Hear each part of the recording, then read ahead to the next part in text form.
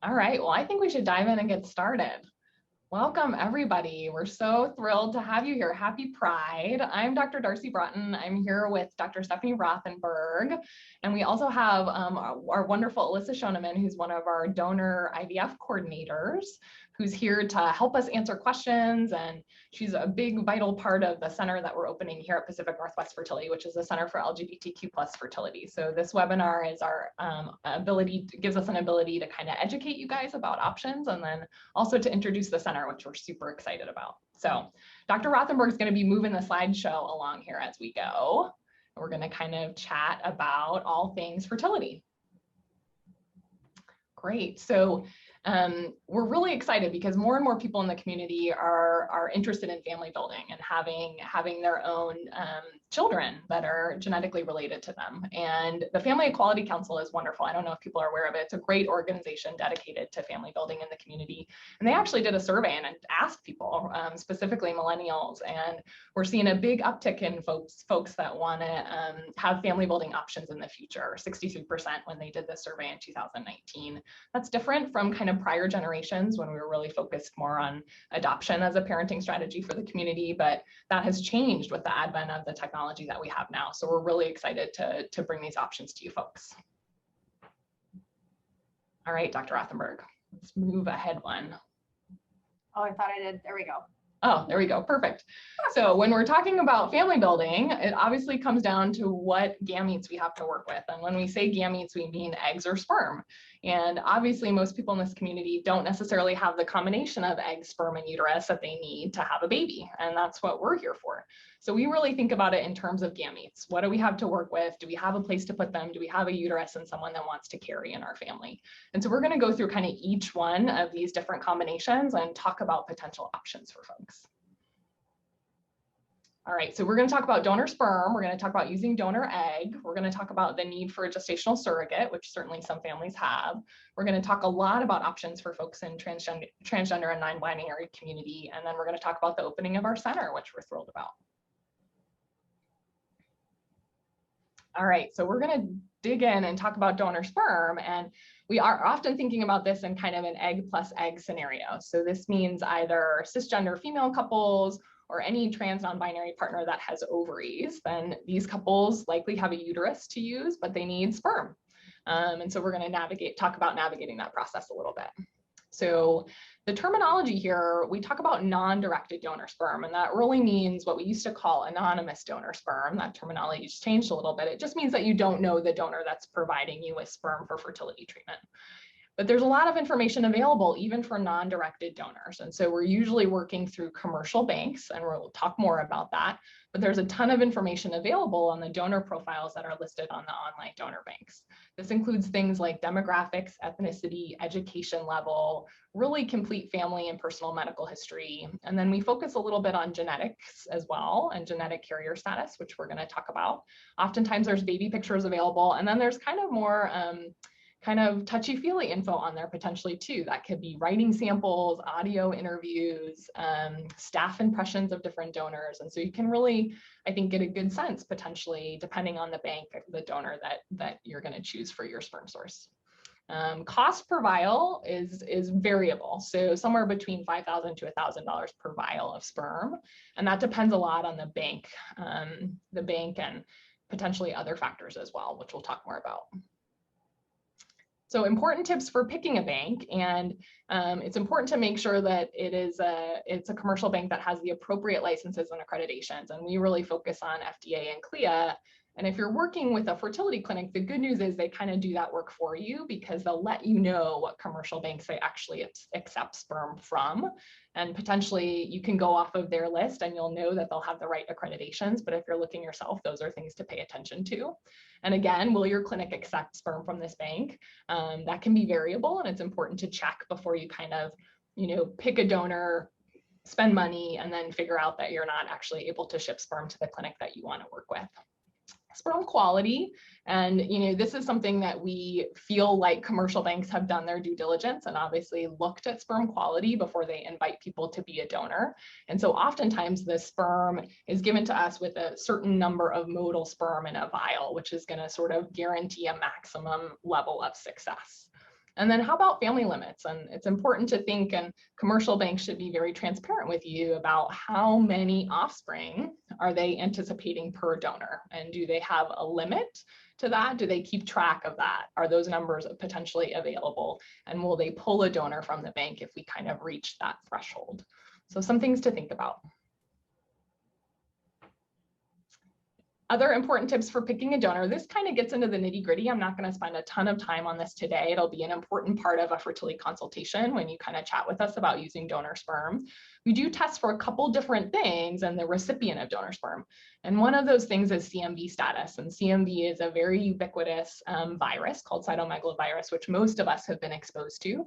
Some of us have not. And it's important to pick a donor that has a Cmv status that's concordant with yours, meaning that if you're Cmv negative and have not been exposed to the virus, choosing a Cmv negative donor is important because it's not an infection that we want people to have when they're pregnant. So you'll see that when you're shopping for sperm, Cmv status is an important part of what they list for each donor. Rh status actually less important. That has to do with your blood type, and you will see it listed for donors, but we don't necessarily recommend that people choose a donor based on Rh status. Cmv status and potentially genetic carrier status is more important.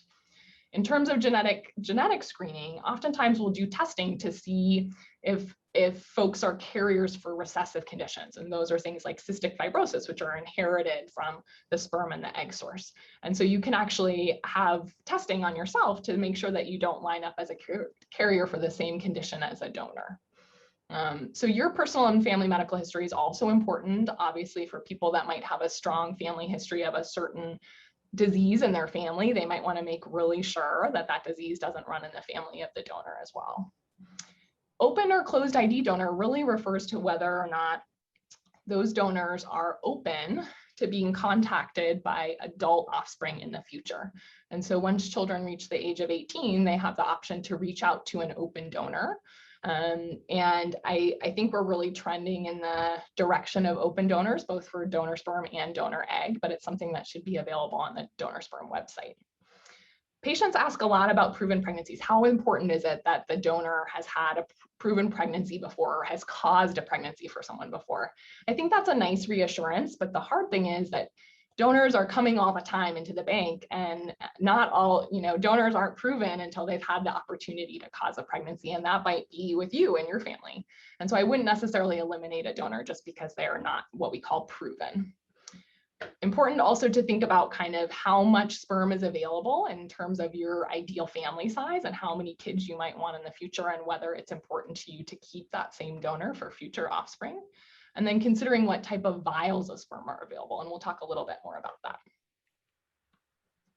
So important tips for purchasing. So we are going to purchase sperm by the vial, and usually multiple vials may be needed for a course of treatment. So important things to think about is how committed are you to this donor? And some people are looking for something specific, like a very specific ethnicity, or they just feel like this donor fits really, really well with them, and they feel really committed to using this donor sperm.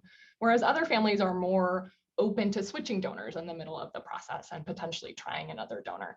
So it might affect how much you buy depending on how desirable that sperm is for you, okay? We talked previously about future pregnancies and ideal family size, so something to think about when you're purchasing as well.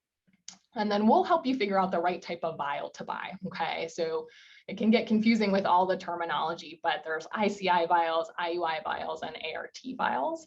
And we kind of help you navigate which ones are right for what treatment you're going to be doing. There's also some things that are specific to the commercial banks, like buyback programs, which is a really neat thing where if you purchase 6 vials of sperm and you get pregnant on your first treatment cycle, that commercial bank will buy back the sperm from you and refund that money, which is a nice perk that I would potentially pay attention to. And then storage fee is also something to pay attention to. If you're going to buy a lot of sperm up front and then save sperm for potentially future offspring, the commercial bank or the fertility clinic that you're working with will likely charge you a storage fee to keep that sperm long term. So important thing to think about. Okay, I'm gonna tell you about directed sperm donors. So non-directed, meaning somebody that you don't know. Directed is somebody that you do know. So typically also known as a known donor, so somebody that you know. This is a little bit more of a complicated process, okay? It takes more time to get to the point where we're able to use sperm.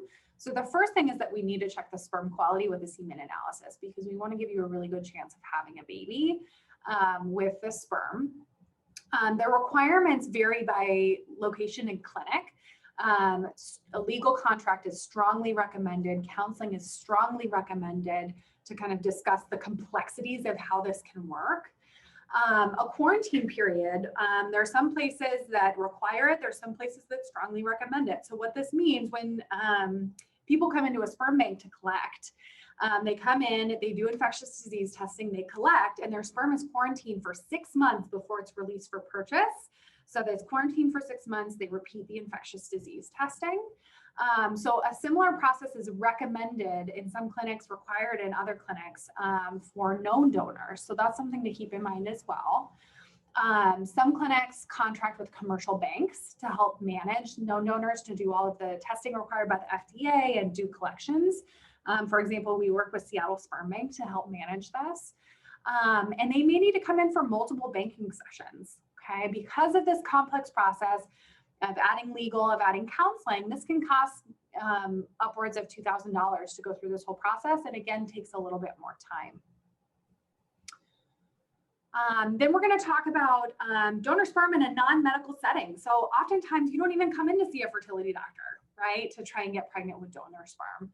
So typically this is done with a directed donor who you know, in a fresh, unprocessed sample, okay?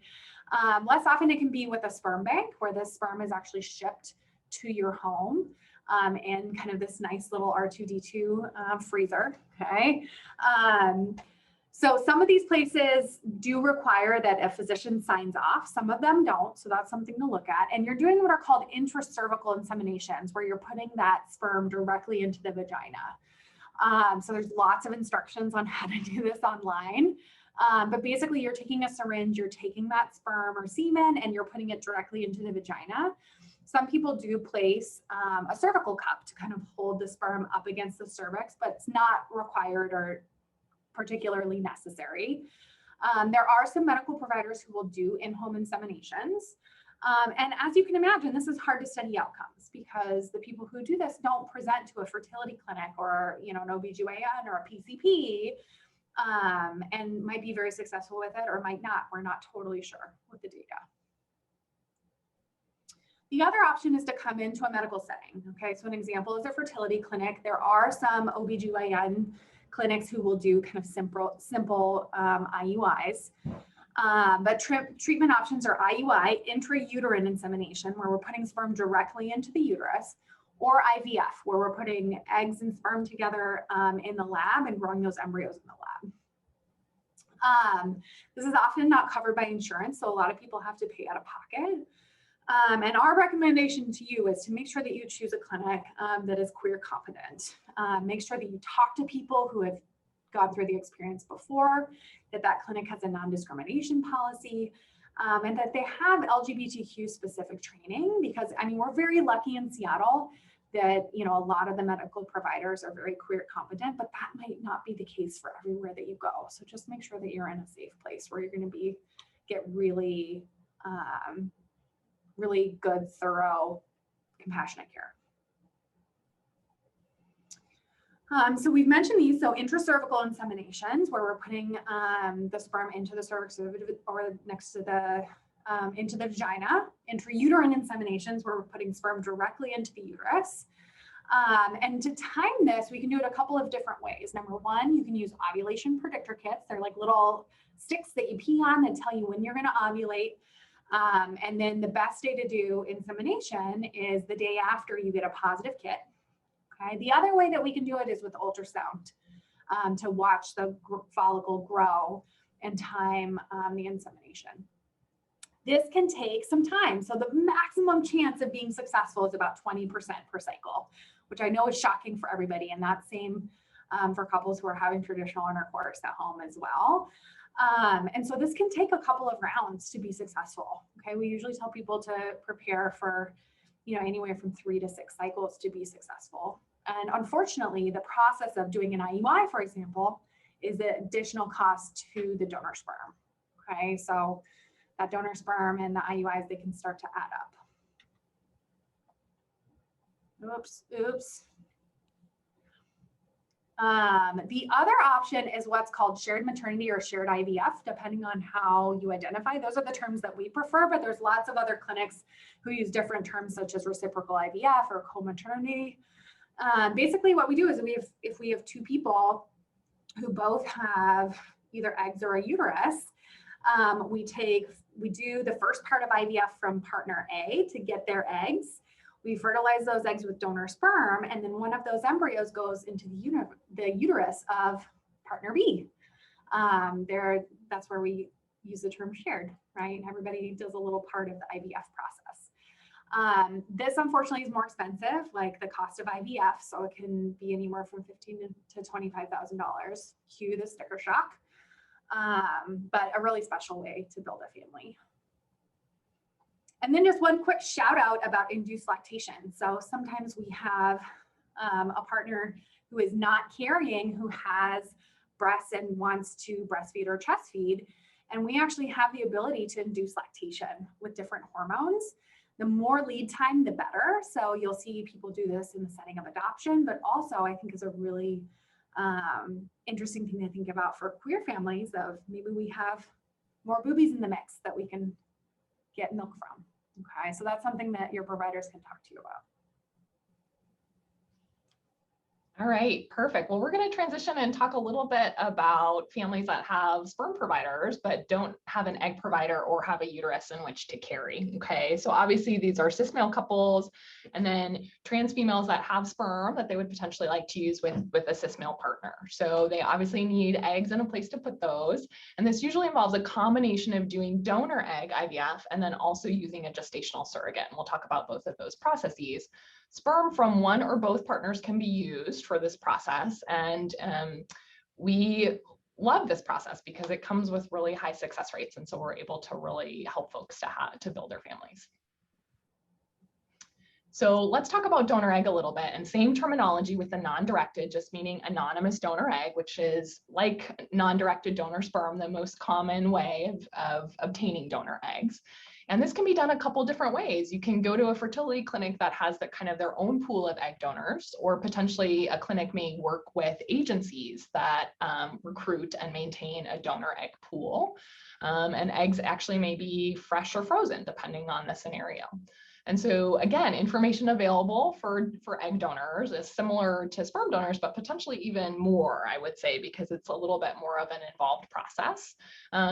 But things like demographics, ethnicity, which are important to people. And then again, often getting baby pictures and then personal testimonials as well in terms of their desire and why they want to donate. Obviously, IVF is expensive no matter what gametes we're using, and using donor egg in IVF sort of adds to cost, which makes an expensive process even more expensive, really in the range of $20,000 to $40,000, depending on whether you're using an agency donor or using fresh or frozen eggs. So let's talk about our donor egg program, and Alyssa is really, an expert here, has been leading our donor egg program on the nursing side for a long time. We're really lucky that we recruit and manage our own pool of donors, and we love doing that because it allows us to be really highly selective with our donor pool.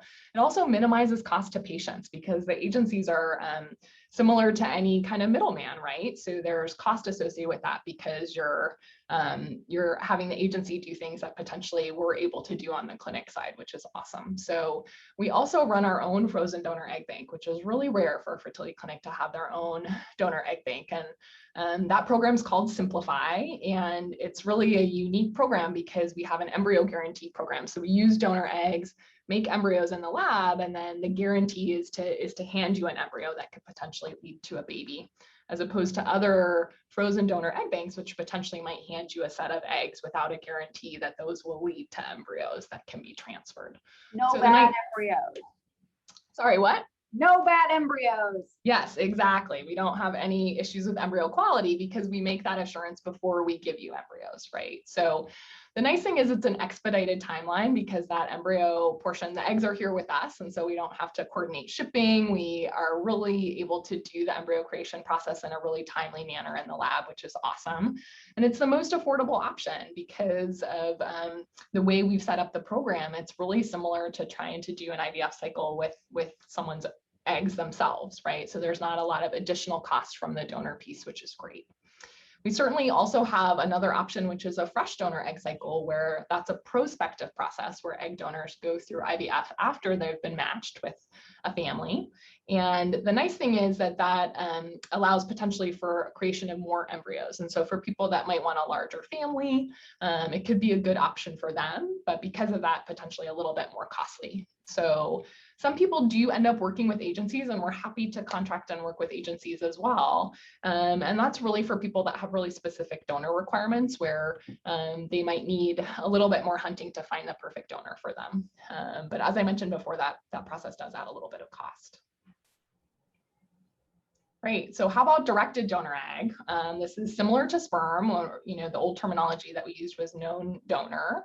And similar to sperm, we have to check the fertility potential of the person that might want to donate for you. I think, Dr. Rothenberg talked about it being kind of a long, potentially a little costly process for sperm. I would maybe multiply that by a few orders of magnitude on the donor egg side. And the reason is that IVF is not a process to go through. It's about 2 weeks of doing injections of hormonal medication and then having a minor surgery to take eggs out of the body. And so we love directed donor egg, but that person, obviously it's going to be a fair bit to put them through. And so again, the requirements vary, but certainly we require a legal contract in this scenario, and we require that all parties see a counselor, a third-party reproductive counselor. And the purpose for that is really just to talk about what it means to have a child with donor gametes, and specifically donor egg, and that person's known to you. And so how is that potentially going to affect your relationship with that child? So we think that that's pretty important.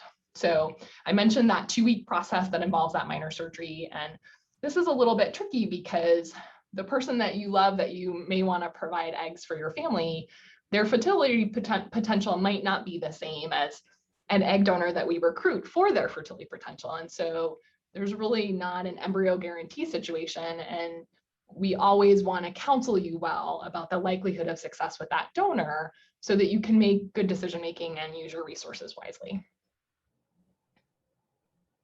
So a little bit about gestational surrogacy, and some people might know that it used to be hard to go through a surrogacy journey in Washington state because compensated surrogacy was not legal here until 2019. So this was a big change in 2019 that was really awesome for the fertility community in general, but specifically the LGBTQ community. So many of all of our male couples, will have a surrogate to complete their families. So fertility clinics work with agencies. So this is a little bit different. Oh, can you pop back, Steph? Sorry. That's okay. Oh. Yeah, where'd the surrogacy? I think we're maybe. Did I screw it up? Yeah, I think go forward. No, I screwed it up. Hold on. Oh, okay. I'm going to keep talking about surrogacy as there we go. Hold on. Perfect. Technical issues. And so this is a situation where there's really so much legwork and it's such an involved process that clinics will usually work with an agency to help with a lot of that. Okay. And so we work with a bunch of different agencies. There's great agencies here in Washington state that can help navigate this process because there's a lot of check boxes, as you would imagine. And unlike non-directed donor, you actually obviously know your surrogate, and that's a really personal and close relationship, and fit is really important. So the agencies help to sort of streamline that matching process with the surrogate. Obviously, we are a part of that process because we provide medical clearance for the surrogate and say, yes, this is a great candidate to carry. And they also undergo psychologic evaluation as well. We put one embryo at a time into a surrogate's uterus, and this potentially varies from clinic to clinic. We feel really strongly about single embryo transfer and having one baby at a time for the surrogate's health and also for the health of the baby, right? And for the intended parents. So we're pretty firm about that.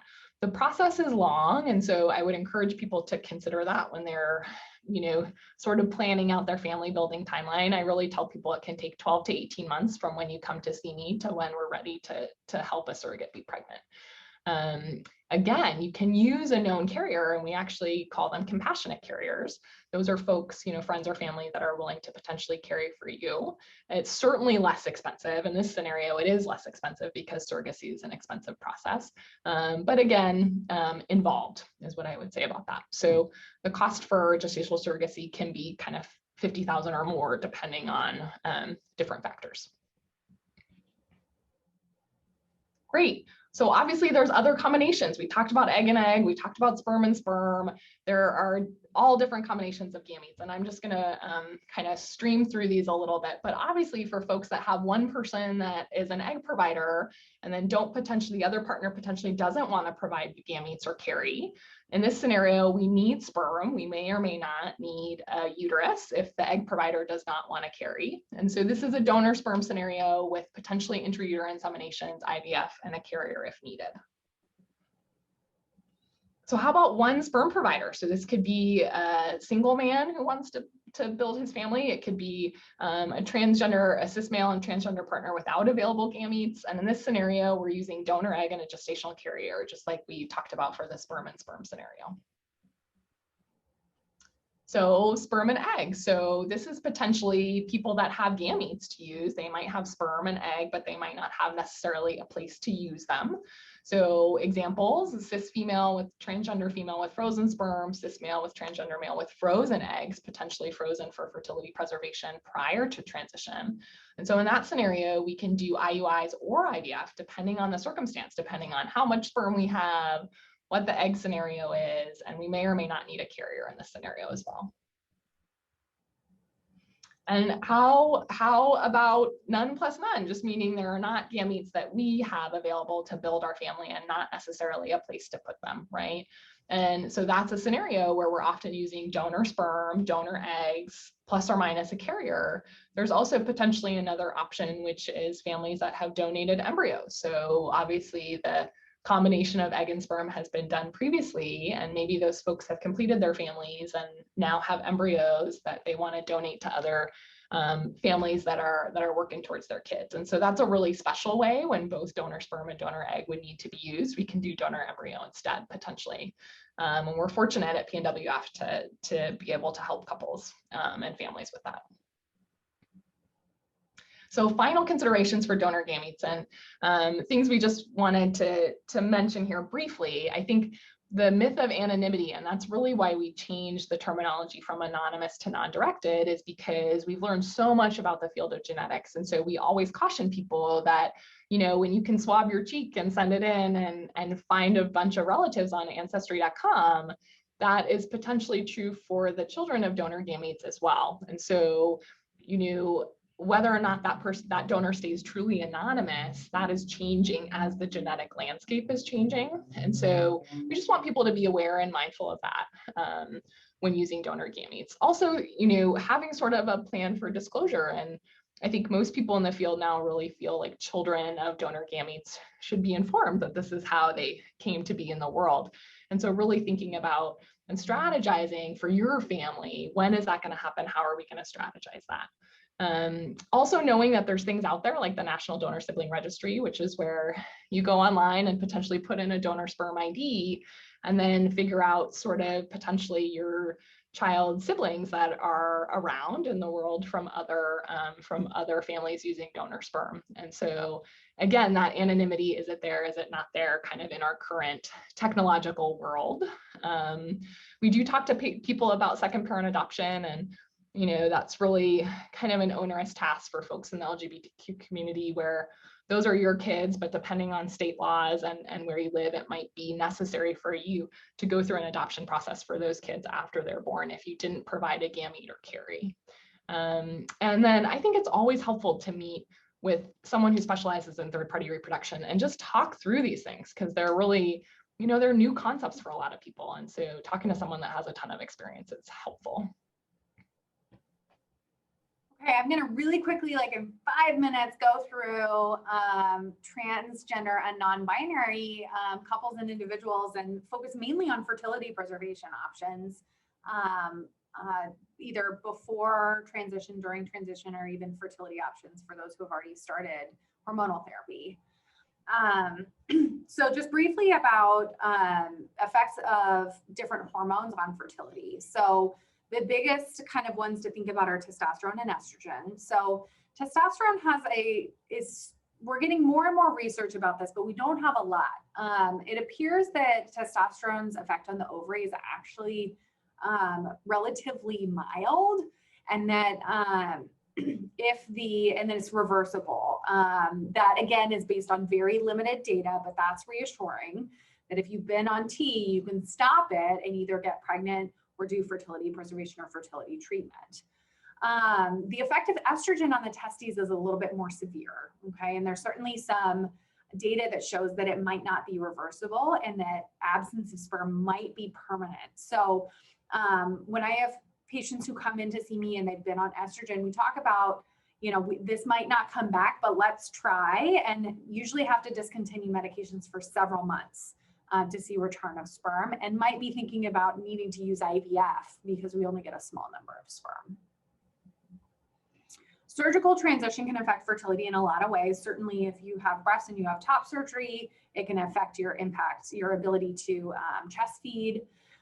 If you're having your uterus removed, it's going to impact your ability to carry, but your ovaries can be left in place, which gives you the ability to have access to eggs in the future. If we take those out, we're going to remove that ability to use them. Okay, you do have the option of preserving either eggs or sperm before any of these gonadectomy surgeries. Okay. Fertility preservation should be discussed. Everybody agrees with this, okay? So your provider should be talking to you about fertility preservation, and if they're not, you should ask, okay? Because this is important. Even if you don't think that you ever want to have a family with your eggs or your sperm, at least understand kind of what the options are, what the research is. That's my recommendation to you. Lots of different options for fertility preservation, ideally before medical transition, but even if you've started hormones already, come talk to us. We can talk to you about options, okay? So people who have testes, we can freeze sperm, we can freeze embryos, we can surgically remove sperm from the testicle, and then there's also an experimental option of actually freezing testicular tissue. Okay? For people who have ovaries, we can freeze eggs, we can freeze embryos, or we can also freeze ovarian tissue. So semen freezing can be collected through masturbation. When you call our office and you say it's for fertility preservation, usually we can get you in pretty quickly within a week, okay? We strongly recommend talking to a fertility doctor, but it's not required because we can help look at the semen analysis. Okay, a lot of times this can be abnormal in patients who are trans or feminizing, which we're not totally sure why. But your provider might look at it and say, whoa, this is abnormal. They're also welcome to call us directly and ask questions, okay? But we can help you determine how many collections should you do? How much sperm might you need in the future? And then also talk about what is IUI, what is IVF, how might we use this? If there's a possibility that you're using a gestational carrier, we'll talk about FDA eligible sperm or eggs, which I won't get into the weeds on that, but that's something that Alyssa is the pro at. These are costs at PNWF if your insurance doesn't cover it. Storage costs per collection, there's a fee of $190. I always talk with my trans patients about how it might feel to go through the process. Okay, is it worsening of just gender dysphoria? Are we stopping medications? How are you going to feel? And likely we will need to stop hormones for this. If you're not comfortable doing masturbation, or if you don't have sperm in your ejaculate, we work with a urologist in town who helps us get sperm from the testicle in a surgical procedure. Okay, that process takes a little bit longer, but we can help coordinate that. If you have ovaries, we can do egg or embryo freezing. Like Dr. Broughton mentioned, it takes a couple of weeks of ovarian stimulation after you do an initial evaluation. where you're doing injections at home, you're coming in for blood tests and ideally transvaginal ultrasounds, but for people who either don't use their vagina or have a lot of dysphoria with it, we can also use transabdominal monitoring, okay? So we don't have to do transvaginal ultrasounds if you're not comfortable. We do that simple surgery to take eggs out, and then we can either store those eggs and freeze them and store them, or we can make embryos if you have sperm from a partner or if you want to use donor sperm. This is more expensive. We already have kind of talked about the cost, but they're very similar to what we talked about for IVF previously. And again, we always talk about how it might make you feel. For pregnancy and transmasculine people, we are here to help you, okay? So, but there's a lot of counseling that we'll talk about, you know, again, considerations of dysphoria, about stopping hormones, about, you know, your sperm source. Are we using donor sperm? We have really good outcomes. It's based on your age and your fertility, okay? But we, as far as we know, there doesn't appear to be any sort of detrimental effect of having been on T and then getting pregnant on your offspring, which is really exciting. We can also help direct you to like a very trans-competent obstetric provider who's going to take really good care of you. And then we can talk about chest feeding or lactation induction. We totally recognize some of the challenges of being trans or non-binary and coming in to this experience of prior bad experiences, in the medical settings, not understanding the process of taking care of people who are trans or non-binary, biases that can come from all over, and then also just dysphoria of how this process can be challenging, and also, of course, the expense. Okay, so we're here to provide supportive care and make sure that you feel comfortable. Again, find queer competent providers, ask for advice from your community, advocate for yourself. We totally encourage that in this environment too. We're not perfect, right? We try to be awesome in this field, but sometimes it might not be perfect and you gotta let us know so that we can work together to make this process ideal, okay? Be flexible. Okay, because this can be, you know, we might have to, well, like, what's plan B, what's plan C? And this journey can be long and sometimes it can take a toll. So it's okay to take a break and kind of do little chunks at a time. And what you're doing is helping to improve the process for people who come after you. So we started our Center for LGBTQ plus fertility this month. We're super excited and it happened to line up with Pride Month. So it makes us look awesome, but it was a little bit of an accident. We're just happy to roll it out as soon as possible. We are a medical home for the queer community to talk about fertility, okay? And, you know, it's really important. It's a matter of reproductive justice, making sure that everybody has access to appropriate health care. You have unique challenges in your family building, and we're here to support you. And we are people who are passionate about this, and we're here to take really good care of you. We have extensive training and education in our clinic. Dr. Broughton and I have both done a lot of research in transgender and non-binary care. So we're here to take care of you. Happy Pride, come and see us. There's our Instagram handles. Dr. Broughton doesn't post at all, but I do.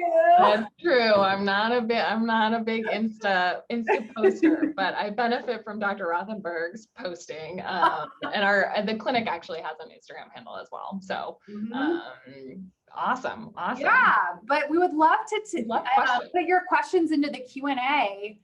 And Alyssa's going to help us kind of organize and Erin, and we'll answer whatever questions that you may have. Yeah, shoot some questions. So one question that we have is, would insurance through a company cover any of the costs of any treatment or testing? I don't know if you want to answer that, if you want me to take it. Really, yeah, Alyssa, you might have some input on this as well. So I would say it's highly variable, okay? And that's kind of the tricky thing. Some insurances do, and some insurances provide, if your employer potentially bought a plan that has great fertility care and we are in Seattle, so a lot of the tech companies, right, if you work for a big tech company, they often have great fertility insurance. So it's really important for you to just call your insurance company and ask, because it can really be in the fine print and it can be complicated. You know, we can help with that a little bit too. We know a fair bit about different insurance plans, and our billing team can be helpful, but you just reaching out to your insurance and asking that question. And sometimes a lot of the diagnostic workup, meaning your testing, kind of figuring out fertility potential, those things might be covered. Treatment, less likely to be covered, but just variable, and you might be surprised in a positive way. Mm-hmm. Any other questions?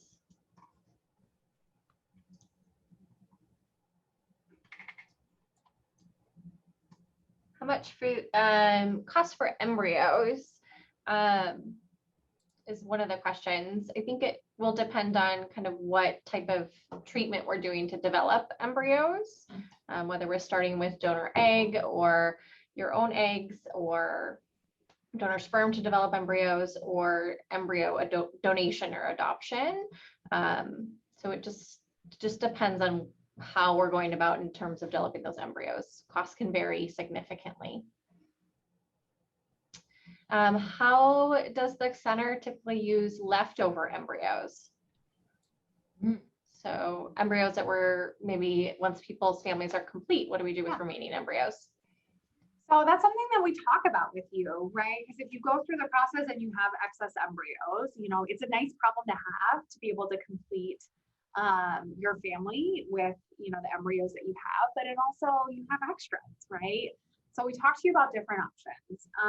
Option number one is that you can discard them, okay? So they get thawed and discarded. Option number two is that you can donate them, just like we talked about, and donate them to other couples. So you either can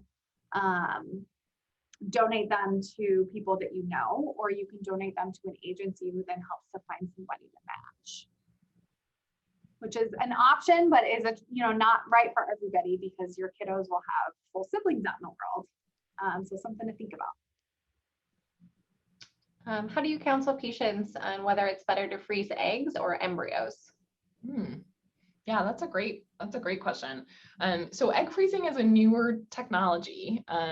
We've been freezing embryos for longer. The good news is we've been freezing eggs now for a while too, and we're good at it, right? And I always say that our lab is really good at it because we've been freezing eggs forever, and we've had our frozen donor egg bank forever with great outcomes. So I think some people have the impression that freezing eggs first and then that they potentially want to use to make embryos in the future is a really bad idea, because it's bad to freeze eggs and then use those eggs, thaw them and use them to make embryos.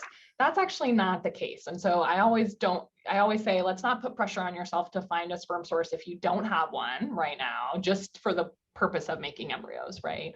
Absolutely fine to freeze eggs and come back later and use them. I think the hard part about freezing eggs is we just haven't done the back end of the process yet, right? So we haven't fertilized those eggs. We haven't seen how the embryos grow.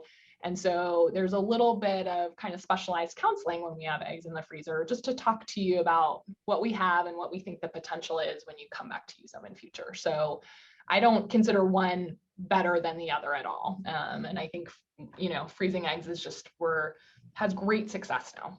Yeah.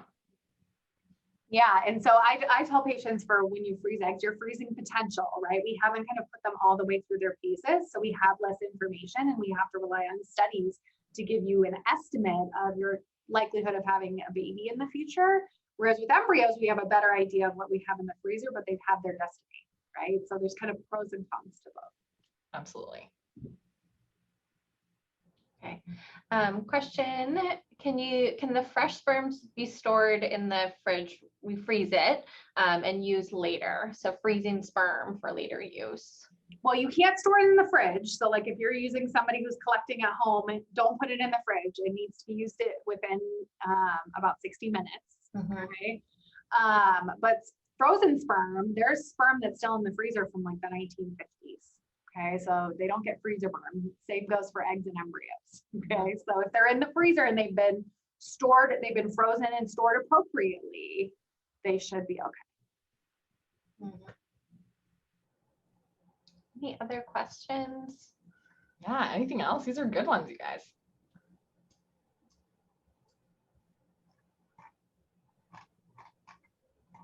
I'm realizing we didn't, I do want to say one thing about just starting the process, because I think that is a little bit, yeah, it can just be really intimidating to come to the fertility clinic, and we really want to normalize it. I think, you know, in the LGBTQ community, people know that they're going to potentially need help to have their kids. And so, but I also think it's frustrating to have to come to a medical setting to have your kids. And we really appreciate that. And, you know, you can just do a consultation with us, right? And oftentimes that starts with an hour-long visit with just chatting with Dr. Rothenberg and I, or one of our other providers who are very queer competent as well, or one of our wonderful nurse practitioners. We just gather information, talk about goals, talk about ideal family size, talk about sperm and eggs in uterus. And then it can be just information gathering for you so that you feel like you know where the paths lead and you can choose what's right for your family. But don't be intimidated. We do this all day, every day. So we would love to chat with you. Awesome. Great. Well, thanks for coming to the webinar, guys. And this will be recorded and put on our website. So if you have any friends or, you know people who weren't able to make it, just let them know that they can go and watch it. It'll be on our website. And we have a lot more information on our website as well, and have blog posts and things like that. So check it out. And we're always here to, answer any questions that you have. It's never too soon to come in and get information from our fertility clinic. Even if you're not ready to talk about to have a baby right now, you can always come in and kind of strategize with us. So yeah. Awesome. Happy Pride, everybody. Yeah. Thanks.